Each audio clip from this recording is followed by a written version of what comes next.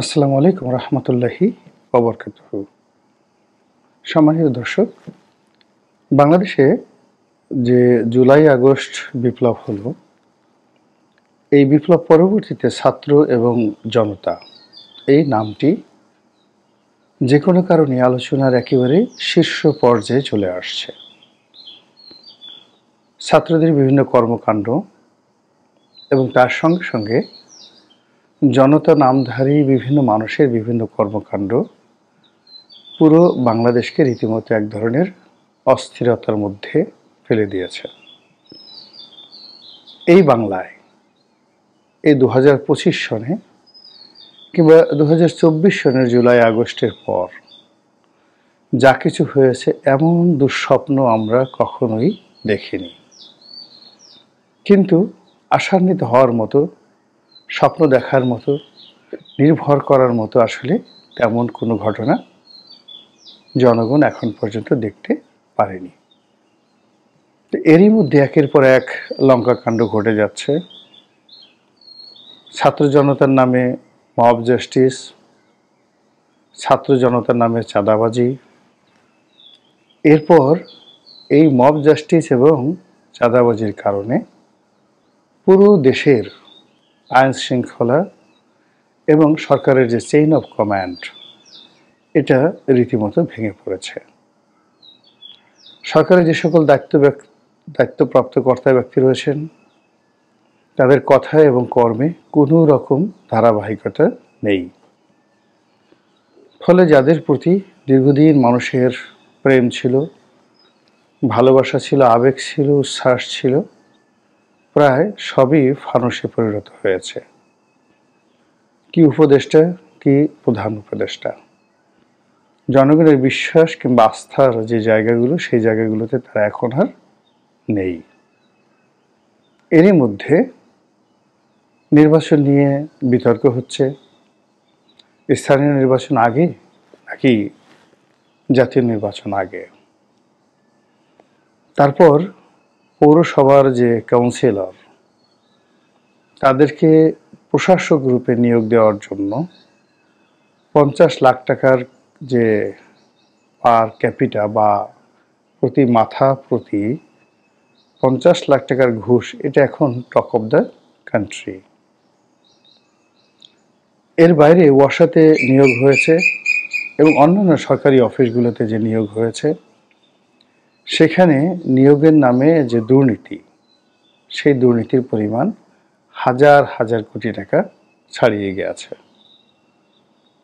এখন এই ছাত্র জনতার মধ্যে কে কয়টি বিয়ে করলেন, কার ভুঁড়ি কতটা বের হয়ে গেল, কার জুতো কেমন, কার শরীরে কেমন মেয়ের জন্ম নিয়েছে, কে কয়টি বাড়ি করেছে, এই সকল কথাবার্তা বাংলার আনাচে কানাচে ঘুরে বেড়াচ্ছে। এরই মধ্যে ছাত্ররা একটি রাজনৈতিক দল করেছে, অনেকটা রাজস্বিক অভিষেক দিয়ে। কোটি কোটি টাকা খরচ হয়েছে এবং টাকার উৎস সম্পর্কে তারা যে কথা বলেছে তা আরও আপত্তিকর, যেটি আমরা এই বাংলায় কখনো শুনিনি। দ্বিতীয়ত, তারা ইফতার মাহফিল করে যাচ্ছে। আর তৃতীয়ত, তারা আরও একটি রাজনৈতিক দল গঠন করবে, এরকম তোড়জোড় শুরু হয়েছে। এরই মধ্যে আবুল হাসনাত আবদুল্লাহ নয়, হাসনাত আবদুল্লাহ, তাকে নাকি উত্তর পাড়াতে অর্থাৎ সেনাবাহিনীর কোনো একটি অফিসে ডেকে নেওয়া হয়েছে। এটি কি সেনা প্রধানের অফিস নাকি ডিজিএফআই এর অফিস, এটি স্পষ্ট নয়। সেখান থেকে তিনি বের হয়ে বিরাট এক ফেসবুক স্ট্যাটাস দিয়েছেন, যা নিয়ে সারা বাংলাদেশে তোলপাড় চলছে। এবং এই যে তোলপাড়, এই তোলপাড়ের মধ্যে নাহিদ ইসলাম বরিশাল গিয়েছিলেন এবং সেখানে একটা ইফতার পার্টিতে তিনি রীতিমতো শারীরিকভাবে লাঞ্ছিত হয়েছেন। কেন হয়েছেন, কীভাবে হয়েছেন আমরা জানি না। তবে এই যে ছাত্র রাজনীতি যারা করেন তারা, সমন্বয়ক যারা রয়েছেন তারা, তাদের উপর থেকে যদি সেনাবাহিনী তাদের আশীর্বাদ তুলে নেয়, পুলিশ বাহিনী তাদের প্রোটোকল তুলে নেয়, এই বাংলায় তারা কতক্ষণ স্বাধীনভাবে চলতে পারবেন? কিংবা আগে যেভাবে এই তোরা রাজুতে আয়, এই ডাক শুনে কত মানুষ তাদেরকে উদ্ধার করার জন্য রাজুতে যাবেন বা জড়ো হবেন, এটি বলতে পারবো না।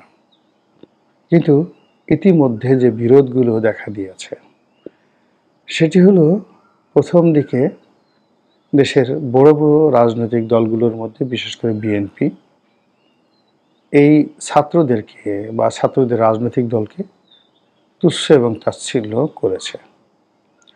কিন্তু পরবর্তীতে বিএনপি খুব কৌশলী হয়ে গেছে। এর কারণ হলো ইতিহাসের একটা নির্মম শিক্ষা যে আপনি যাকে বেশি তুচ্ছ তাচ্ছিল্য করবেন ওই আপনার ঘাড়ের উপর চড়ে বসবে। দ্বিতীয়ত, আপনি তুচ্ছ করেন, তাচ্ছিল্য করেন, প্রশংসা করেন, যে কোনোভাবে কাউকে যদি আপনি আলোচনার পাদপীঠে নিয়ে আসেন, একটা সময় সে সাইন করবে।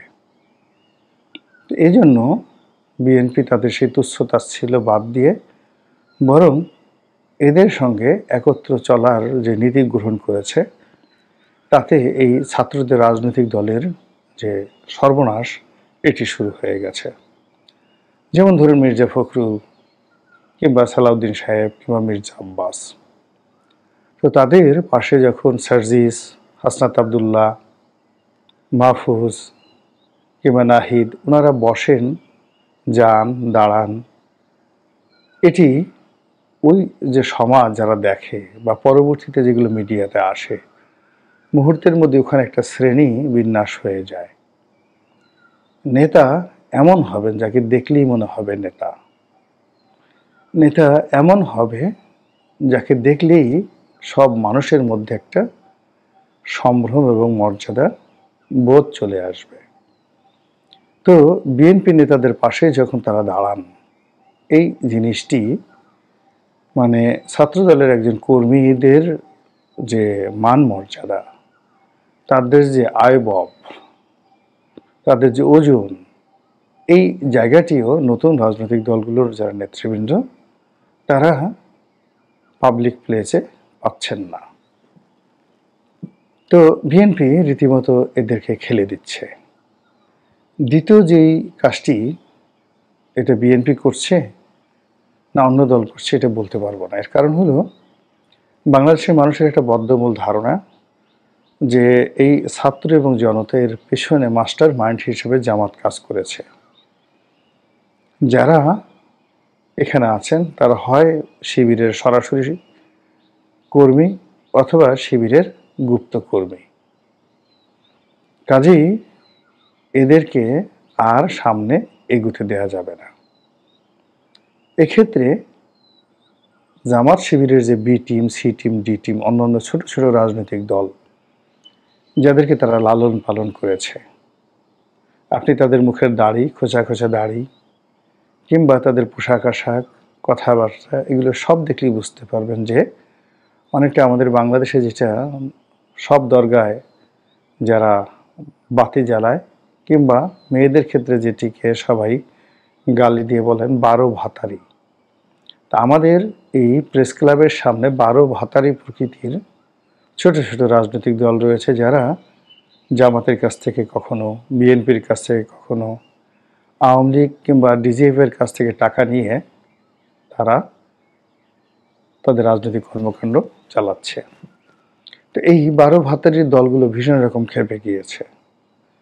তারা এই নতুন ছাত্র রাজনৈতিক দলগুলো কোথায় টাকা পাচ্ছে, তারা কি, তাদের ভবিষ্যৎ কি, ইত্যাদি নানা বিষয়ে নানা রকম প্রশ্ন করে তাদের যতটুকু ইমেজ আছে এটা শেষ করে দিচ্ছে।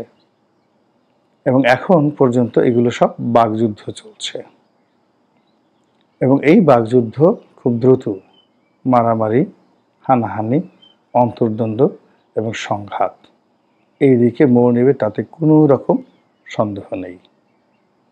মহান আল্লাহ আমাদের সবাইকে হেদায়েত দান করুন এবং হেফাজত করুন। আসসালামু আলাইকুম ওয়া রাহমাতুল্লাহি ওয়া বারাকাতুহু।